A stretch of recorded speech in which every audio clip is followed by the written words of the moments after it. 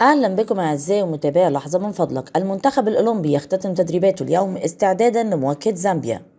يختتم اليوم منتخب مصر الأولمبي بقيادة ميالكي المدير الفني تدريباته استعدادا لمواجهة زامبيا غدا في ذهاب الجولة الأخيرة بالتصفيات المؤهلة لأمم أفريقيا تحت 23 عام بالمغرب.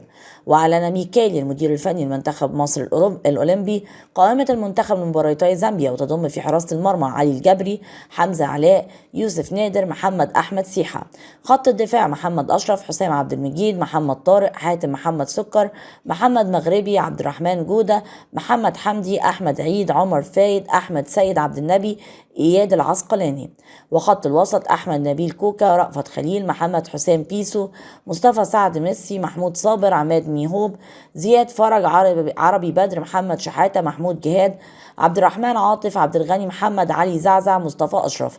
والهجوم أسامة فيصل، أحمد عاطف، عبد الرحمن عاطف، أوجيريو، إبراهيم عادل.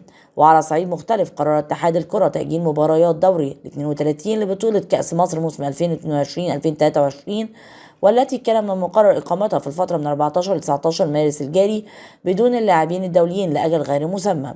جاء قرار المجلس بداعي الانتهاء من نهائي كأس مصر القديم موسم 2021-2022 بين الأهلي وبيراميدز قبل خوض مباريات دور ال 32 للكأس الحالي.